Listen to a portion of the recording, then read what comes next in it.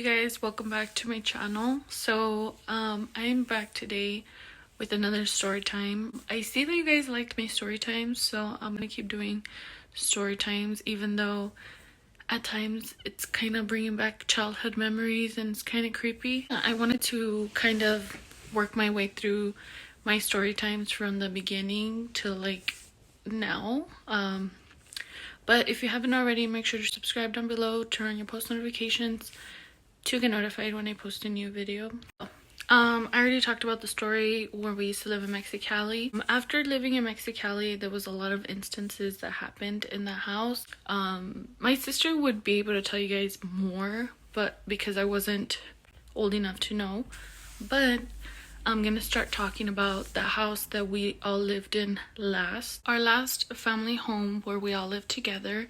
I would see a lot of stuff, and I guess at some time there was supposedly saying that supposedly in that ground that there was people that were buried. So first of all, we moved to Brawley, California. Parents built us a home, which there was a program at the time that would give you the supplies and they would teach you how to make a house. So that is what we did. My parents built the house with all of our neighbors, and then we moved in. So when we moved in, we were kind of small still. I don't remember seeing anything back then, but I slowly, when I was getting older, I would start seeing things in the house. Like, I would always wake up my sister, and my sister can vouch for this. I would always wake up my sister and I would tell her that there was like a man in the corner of the room.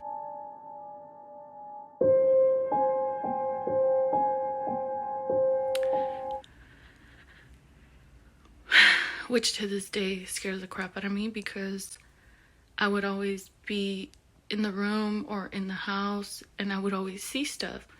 There was times where I came home from college. I was going to Imperial Valley College. If you guys have attended there, let me know. I used to go there, and I would get out really late, like 10 o'clock, because I was taking night classes. So I got home, I sat down on the couch, and I went to the bathroom and I heard like a knock on the door.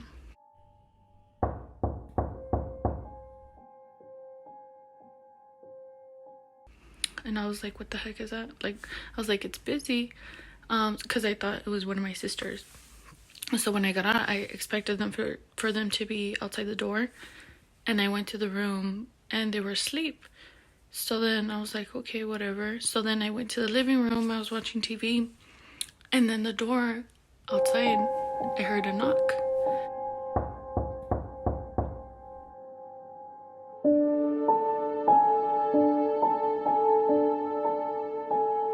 And I was like, yeah, I'm not gonna.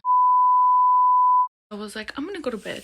Like, because I already knew that there was shit happening in the house. So I knew that somebody or something was me. Also, another time when I was sitting down on the table and I was watching, I was doing my homework and I was watching TV, but the TV was like on. I wasn't really watching it, but I was just listening to it because I hated being in silence, because it was always really creepy all the time. So I was sitting down doing my homework and I literally thought that somebody had came to the living room and sat down, because you can see like an impression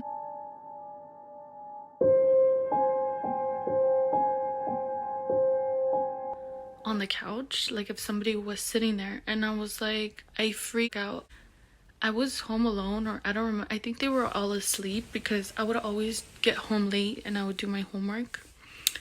So I was the only one there, and I literally heard, like, our couch was leather, so you can hear when somebody sits down, like, you know, like the leather sound. There's literally so many things that happened to me in that house. Currently my sister, my dad and her husband live there, and I don't think I've gone back there only to like visit. But the house, like, when you're inside the house, it feels like somebody is literally watching you 24/7.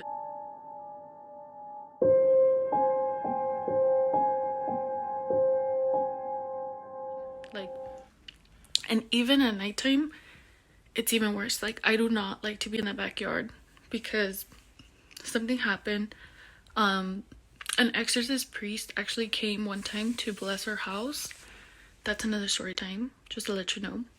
If y'all didn't know, or if you're my family member and had no idea, yes, this happened. So, to the main story time. I gave you guys a little stories in between, to kind of get you to this story time, which is one time, I used to have a lot of friends over, and most of the time we would do sleepovers, but my friends didn't know that my house was haunted, and I did not like to tell them because then nobody would want to spend the night, you know? My cousin didn't like it. My friend that was next door didn't like it. So then I met a new friend, or I made a new friend. I don't currently talk to her anymore. Let's call her Morgan. So her name was Morgan.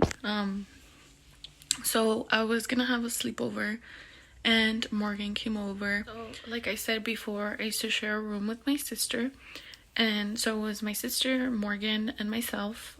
We did have a big ass California king bed, so that is why we always had sleepovers. My dad actually made our room, 2 rooms into 1 room, so we had a really big room, and we had 2 closets.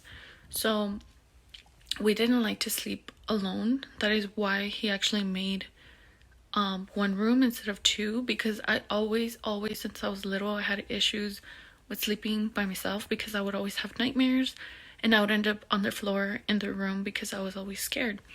So anyway, Morgan came over and we were gonna spend the night. She was gonna spend the night, and my sister at the time, her name's Valerie, which is my youngest sister. She had a imaginary friend. So my sister's imaginary friend, her name was Sarah.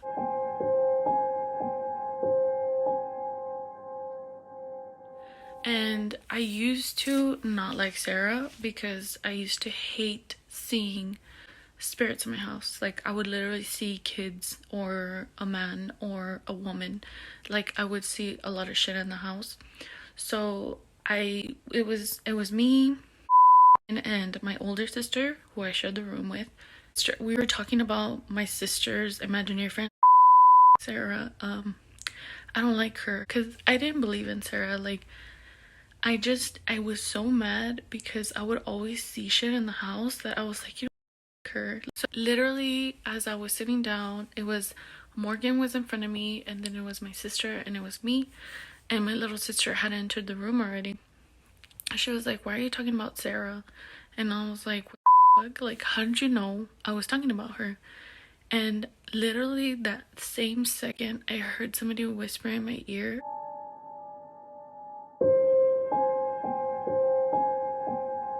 It was not even like my name or nothing. It was just like, you know, like literally right here in my ear. And I was like, I jumped up and I ran out of the room. Like, I was so freaking scared because I was like, dude, like no wonder I've been seeing a freaking kid and that's who it is. Like, I swear to God, like, I saw so much in that house that I was like paranoid.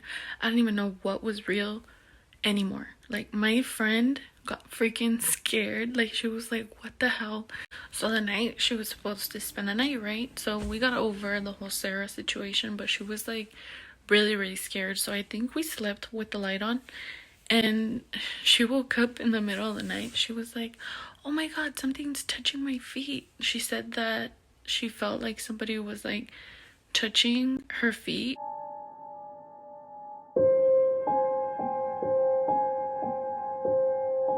And she thought that we were playing around with her, which we were dead asleep. So I don't know if Sarah was like touching her feet or what, but yeah, that's the end of my story. By the way, my friend never slept over again. So if you guys want more story times, my next story time will probably be the time that the priest blessed our house and the story behind it, the reason why. And yeah, make sure to give this video a big thumbs up. Make sure to subscribe to my channel. Thank you so much for watching, and I'll see you next time. Bye. I forgot to mention that my brother-in-law's nephew also witnessed something in our house.